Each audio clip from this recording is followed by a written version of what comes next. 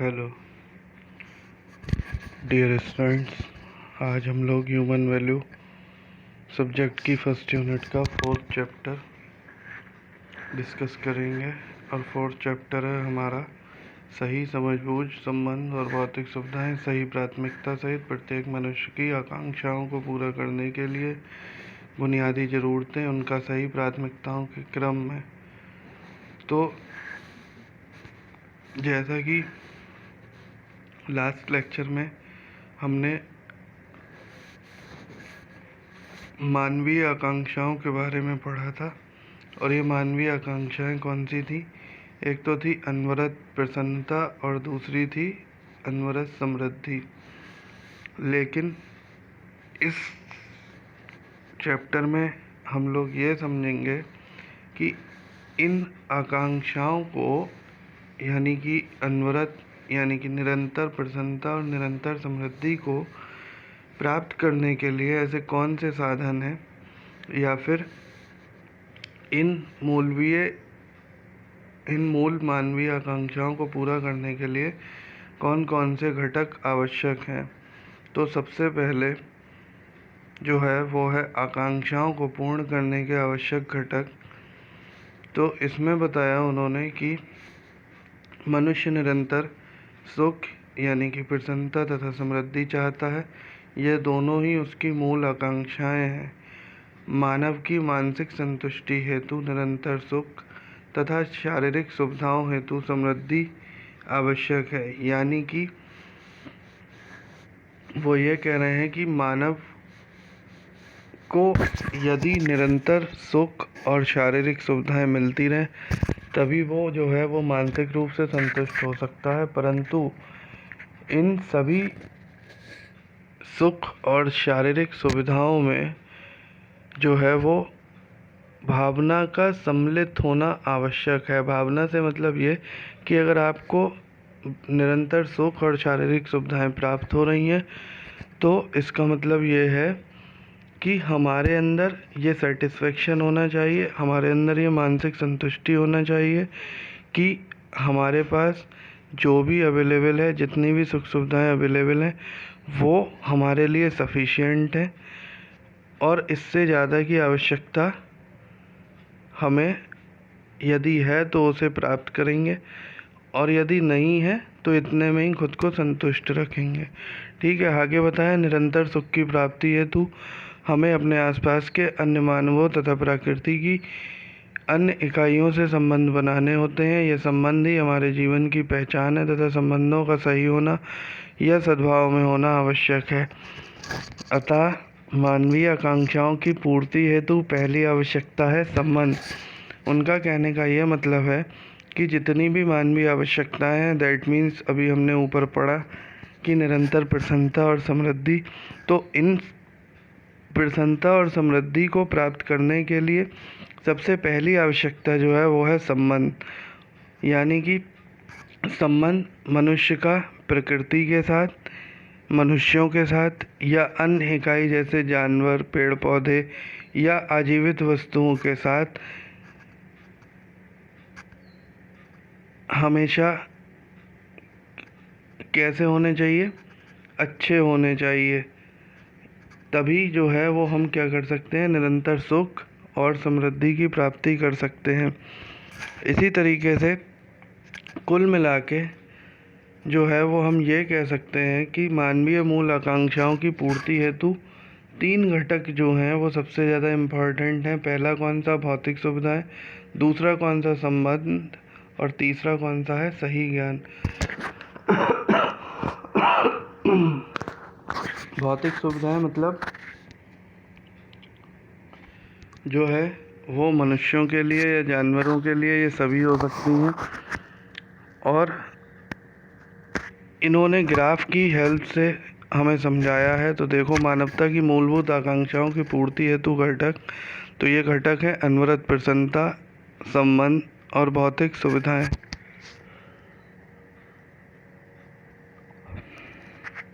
संबंध में क्या है? संबंध हमारे मनुष्य का मनुष्य के साथ, मनुष्य का प्रकृति के साथ, मनुष्य का जीवित व आजीवित इकाइयों के साथ, किसी के साथ भी हो सकता है।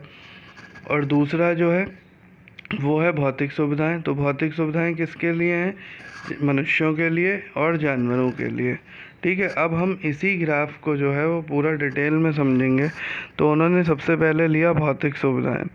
भौतिक सुविधाएं जो मनुष्यों के लिए हैं वो क्या हैं? देखो, भौतिक सुविधाएं मनुष्यों के लिए तो बहुत ज़्यादा हो सकती हैं। जैसे कि मान लीजिए रोटी है या कपड़ा है या मकान है, ये सब मनुष्य की कैसी सुविधाएं हैं? भौतिक सुविधाएं हैं। जब मनुष्य को ये सारी चीज़ें मिलने लगती हैं तो क्या होता है कि एक आवश्यकता पूर्ण हो जाने पर अन्य आवश्यकता की इच्छा होने लगती है। जैसे कि मान लीजिए आपके पास आज एक मकान हो जाए तो आपकी इच्छा होने लगेगी कि अब इससे अच्छी जगह एक मकान और बना लूँ। ठीक है, इसी तरीके से आपके पास मान लीजिए पर्याप्त मात्रा में सफिशिएंट कपड़े हैं। उन लोगों के कंपैरिजन में आप लोगों के पास बहुत अच्छे कपड़े हैं जो कि सड़क पे बेचारे घूमते हैं, ठंड के दिनों में उन पे कपड़े पहनने को नहीं होते हैं। लेकिन फिर भी क्या होता है कि हमारी इच्छाएं बढ़ती जाती हैं कि मैं अपने लिए ये कपड़ा अच्छा लग रहा है, वो अच्छा लग रहा है, ये भी ख़रीद लूँ, वो भी ख़रीद लूँ। तो इस तरीके से जो है वो एक आवश्यकता जैसे जैसे पूर्ण होती जाती है मनुष्यों में, वैसे वैसे अन्य आवश्यकता की इच्छा होने लगती है। तो भौतिक आवश्यकताएं मनुष्यों के लिए कैसी होनी चाहिए? आवश्यक, असीमित, और ये हमेशा अपूर्ण होती हैं, कभी पूर्ण नहीं होती हैं। जैसे कि आप एक चीज़ पालोगे फिर आपके लिए दूसरी चीज़ प्राप्त करने के लिए इच्छा जागृत होने लगेगी। तो ये मानव के लिए भौतिक सुविधाएं जो होती हैं वो कैसी होती हैं? अपूर्ण होती हैं। फिर आते हैं जानवरों के लिए अगर बात करें तो जानवरों की आवश्यकताएं कैसी होती हैं? निश्चित व सीमित होती हैं। जानवरों के लिए क्या है? ना तो मकान की ज़रूरत है, ना कपड़े की ज़रूरत है। वो मोस्टली किस पे डिपेंड है? एक रोटी पे, यानी कि केवल खाने पे डिपेंड है। तो भौतिक आवश्यकता के पूर्ण हो जाने पर पशु क्या होते हैं कि शांत हो जाते हैं। जैसे कि मान लीजिए उन्हें जाड़ा गर्मी बरसात ना तो कोई कपड़ा पहनना है, ना कहीं मकान का उन्हें वो है, केवल क्या है कि रोटी मिल जाए। और अगर उन्हें खाना नहीं मिलता है तो वो क्या करते हैं? वो कहीं ना कहीं अपने उग्र रूप को धारण करके मनुष्य से रोटी छीनने की या पेड़ पौधों से रोटी लेने की कोशिश करते हैं। इसीलिए जानवरों के केस में क्या है? भौतिक आवश्यकताएं आवश्यक हैं, सीमित हैं और ये पूर्ण हो जाती हैं कि रोटी मिल गई, उनका पेट भर गया, वो शांति से रह लिए। लेकिन रोटी नहीं मिली तो उसके लिए बेचैन है। यानी कि वो केवल एक खाने के ऊपर डिपेंड है, बाकी उनके जो है वो नेचर के हिसाब से ना तो उन्हें मकान की ज़रूरत है ना कपड़े की ज़रूरत है। ठीक है, तो जानवरों के लिए भौतिक आवश्यकताएं कैसी हुई? आवश्यक, सीमित और पूर्ण। ठीक है, फिर आगे है कि भौतिक सुविधाओं व आवश्यकताओं में सही ज्ञान का महत्व। तो उन्होंने बताया आज की स्थिति के अनुसार सही ज्ञान की सहायता से मानव अपनी भौतिक आवश्यकताओं को पूरा कर सकता है। सही ज्ञान मानवीय जीवन के सभी आयामों पर सद्भावना सृजित करता है और मनुष्य को निम्नलिखित के योग्य बनाता है। यानी कि मनुष्य से मनुष्य के संबंध को प्रगाढ़ करता है, क्योंकि सही ज्ञान से आवश्यकताएं सीमित हो जाती हैं। जब तक हमारे पास सही ज्ञान नहीं होगा तब तक हमारी आवश्यकताएं सीमित नहीं होंगी। सही ज्ञान से मतलब क्या है? मान लीजिए आपकी जेब में 100 रुपये हैं, आपको खर्च की केवल आवश्यकता है 50 रुपये की, लेकिन आपको ये पता ही नहीं कि अगर आप 50 खर्च करके 50 बचा लोगे तो वो 50 आपके कल काम आएंगे। तो आप क्या करते हो कि 100 के 100 खर्च कर लेते हो जब आपके पास सही ज्ञान नहीं होता है। फिर क्या होता है? फिर परेशान होना पड़ता है। तो इसलिए जो है वो मनुष्य से मनुष्य के संबंध को प्रगाढ़ करता है, क्योंकि सही ज्ञान से आवश्यकताएं सीमित हो जाती हैं। मनुष्य को समृद्ध बनाता है, क्योंकि मनुष्य अपनी आवश्यकता को पहचानने लगता है। जब आपके पास सही नॉलेज होगी, सही ज्ञान होगा हर चीज़ का, तो आप क्या करेंगे? अपनी आवश्यकताओं को पहचानने लगेंगे। ठीक है, फिर आता है उचित ज्ञान से प्रकृति भी समृद्ध होती है, क्योंकि मनुष्य लाभ हेतु प्रकृति का दोहन नहीं करता है। जैसे जैसे मनुष्य को प्रकृति के बारे में उचित ज्ञान हो जाता है तो वो क्या करता है, प्रकृति को कहीं भी किसी भी प्रकार का नुकसान नहीं पहुंचाता, जिस प्रकार से प्रकृति भी समृद्ध होती है। ठीक है, भौतिक सुविधाओं के लिए हमारी आवश्यकताओं को तय करता है, धन दौलत और सुख समृद्धि के बीच अंतर को प्रदर्शित करता है। फिर क्या आता है, संबंध। तो संबंध क्या है, मनुष्य की प्रसन्नता पारस्परिक संबंधों को पूर्ण करने तथा उन्हें पोषित करने में है। मनुष्य परिवार व समाज में अनेकों संबंध बनाता व निभाता है। मनुष्य क्या करता है कि मनुष्य की प्रसन्नता जो है वो आपसी संबंधों को पूर्ण करने तथा उन्हें पोषित करने का मतलब है कि उन्हें निभाने में है। ठीक है, तो मनुष्य जो है वो परिवार और समाज में अनेकों संबंध बनाता है और निभाता भी है। और मनुष्य यह संबंध केवल अन्य मनुष्यों के साथ ही नहीं बनाता, बल्कि वो प्रकृति के साथ, प्रकृति की अन्य जीवित व अजीवित इकाइयों के साथ भी बनाता है। तो देखो, ग्राफ के माध्यम से समझेंगे मनुष्य के साथ संबंध। तो क्या है, इसमें मनुष्य परिवार व समाज बनाता है। भाई, परिवार और समाज कैसे बनाता है, जैसे हम लोग हैं, हमारे पिताजी हैं, कल को हमारी शादी होगी तो हमारे बच्चे होंगे। इस तरीके से ये क्या है, हमारा धीरे धीरे परिवार बढ़ता जाएगा। इसी तरीके से हम लोग अपनी समाज में पहचान बनाते जाएंगे। और ये संबंध जो होते हैं वो मैं से मैं के बीच स्थापित होते हैं। मैं से मैं के बीच का क्या मतलब है कि मेरे पिताजी, मेरे माताजी, मेरे भाई, मेरी बहन, मेरे बच्चे, मेरी वाइफ, तो ये सारे संबंध जो हैं वो इस तरीके से मैं से मैं के बीच में स्थापित होते हैं। फिर क्या है, मनुष्य के साथ संबंधों में परस्पर पूर्णता की आवश्यकता होती है। तो मनुष्य के साथ संबंधों में परस्पर पूर्णता की आवश्यकता होती है, यानी कि कहने का क्या मतलब है कि जब भी हम किसी मनुष्य के साथ, किसी अन्य मनुष्य के साथ संबंध निभाते हैं तो वो कैसे होने चाहिए, पूर्ण होने चाहिए। ठीक है, फिर प्रकृति की जीवित व अजीवित इकाइयों के साथ संबंध। तो इसमें क्या है कि मनुष्य का संबंध पशुओं से, जीव से, पेड़ से, पौधों से, मिट्टी, जल, वायु आदि सभी से संबंधित है। इस संबंध में मनुष्य अन्य इकाइयों को समृद्ध करता है। ठीक है, प्रकृति के साथ संबंधों में भी परस्पर क्या होनी चाहिए, पूर्णता पाई जानी चाहिए। ठीक है, पूर्णता पाई जाती है। इसी तरीके से ये अभी हम लोगों ने समझा, फिर इन्होंने इसी को पॉइंट वाइज समझा दिया कि मनुष्य का मनुष्य से संबंध। तो मनुष्य का मनुष्य से संबंध कैसा होगा, सकारात्मक और नकारात्मक। सकारात्मक कैसा होगा, प्रेम, सम्मान, न्याय, समानता, सुख। और यानी कि हमारा मनुष्य के हम मनुष्य हैं तो हमारा किसी अन्य मनुष्य के प्रति प्रेम होगा, सम्मान होगा, उसका न्याय समानता होगी, उसके प्रति सुख सुविधाओं का ख्याल होगा। ये सारे परिणाम कैसे होते हैं, ये सकारात्मक। और वही क्या होते हैं, हम किसी से लड़ाई करें, झगड़ा करें, अपने दिमाग में किसी सामने वाले के प्रति कोई गलत भावना रखें, द्वेष हो, बैर रख लें उससे, तो वो कैसे हैं, नकारात्मक संबंध।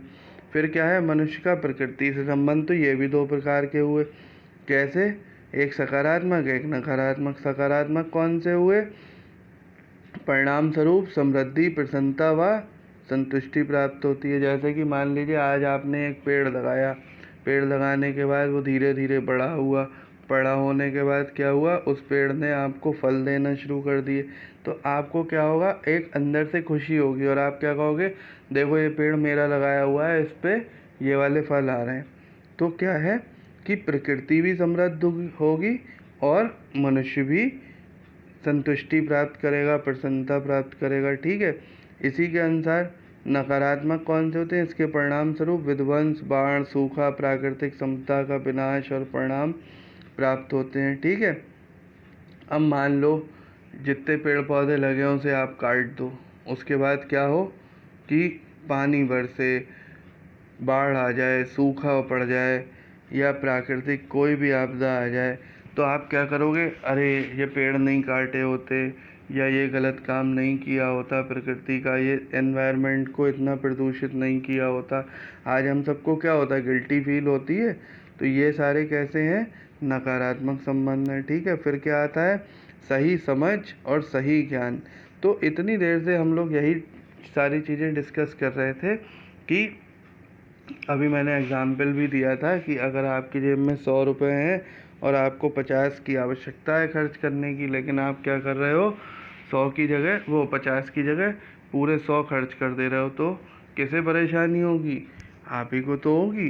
क्यों होगी, क्योंकि जो 50 रुपये आपको बचा के रखने चाहिए थे, जो आपको कल किसी और काम में खर्च करने चाहिए थे, वो आज आपने अपने फिजूल के कामों पे, फालतू के कामों पे खर्च कर लिए। तो क्या मतलब हुआ कि सही समझ और सही ज्ञान भौतिक आवश्यकताओं को पूरा करने के लिए, मानवीय आकांक्षाओं को पूर्ण करने के लिए बहुत ज़्यादा ज़रूरी है। और जब तक सही समझ और सही ज्ञान नहीं होगा अपनी आवश्यकताओं के अनुसार, तब तक जो है वो हम अपनी मानवीय आकांक्षाओं को पूर्ण नहीं कर पाएंगे। ठीक है, इसके बाद फिर आता है संबंधों व भौतिक सुविधाओं में सही ज्ञान की भूमिका।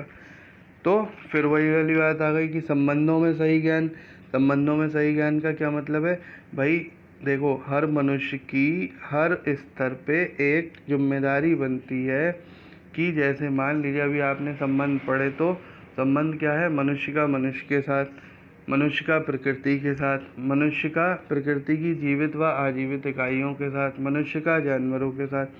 तो जब मनुष्य के साथ संबंध की बात करेंगे तो क्या होगा कि मान लीजिए हमें ये पता होना चाहिए कि ये हमारे पिताजी हैं, इनके प्रति किस तरीके से हमें आदर भाव से, प्रेम से इनका सम्मान करना चाहिए, इनसे कैसे हमें आदरपूर्वक बात करनी चाहिए। ये हमारी माता जी हैं, तो इनसे हमें कैसे प्रेम से, सद्भाव से इन्हें बात करनी चाहिए, इन्हें कैसे सम्मान दिलाना है हमें, कैसे हम इनके उम्मीदों को, जो ये हमसे आकांक्षाएं रखते हैं, जो ये हमसे उम्मीदें रखते हैं, उन्हें कैसे पूर्ण करके हमें इन्हें समाज में अपने माता पिता को, अपने भाई बहनों को सम्मान दिलवाना है।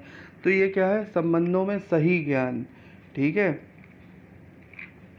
और जो अच्छी समझ जो है वो क्या होती है, ज्ञान को प्रोन्नत करती है, ज्ञान को बढ़ाती है। जब आपके पास अच्छी समझ होगी किसी चीज़ के बारे में, तो वो क्या करेगी, आपके ज्ञान को बढ़ाएगी और आपकी बुद्धि पर, आपकी सोच पर एक अच्छा प्रभाव डालेगी, अनुकूल प्रभाव डालेगी। ठीक है, दूसरी चीज़, ज्ञान जो है वो कभी भी हमारा केवल समझ पे आधारित नहीं होता, अन्य कई घटक भी जिन पर मनुष्य का ज्ञान आधारित होता है, जैसे कि भौतिक सुविधाओं के साथ संबंधों में सही समझ। ठीक है, तो क्या है कि भौतिक वस्तुएं हमारे जीवन की महत्वपूर्ण आवश्यकताएं और आकांक्षाएं हैं, लेकिन सही एवं सटीक प्राथमिकता देकर इन आकांक्षाओं को पूरा करना प्रत्येक मनुष्य का दायित्व है। कभी कभी व्यर्थ की प्राथमिकताओं की वजह से क्या होता है, बुनियादी ज़रूरतें प्रभावित होने लगती हैं। ऐसी दशा में उनका महत्व कमज़ोर हो जाता है, हम अपने वास्तविक लक्ष्य से भटक जाते हैं, जिसके परिणाम स्वरूप क्या होता है, हमारा जीवन प्रभावित होता है। यानी कि कहने का मतलब ये है कि भौतिक वस्तुएं हमारे जीवन की महत्वपूर्ण आवश्यकताएं और आकांक्षाएं हैं, लेकिन सही और सटीक प्राथमिकता देकर इन आकांक्षाओं को पूरा करना प्रत्येक मनुष्य का दायित्व है। अब भाई आप लोग अपना एग्ज़ाम्पल ले लो, आपके माँ बाप ने आपका एडमिशन कराया, आप यहाँ पढ़ने आए डिप्लोमा में, तो अब आपकी समझ क्या होनी चाहिए कि हम जो है वो यहाँ पढ़ने आए हैं और हमें पढ़ाई करनी है। लेकिन कुछ लोग क्या करते हैं, वो घर से आए कॉलेज के नाम पे निकल के, और उन्होंने क्या काम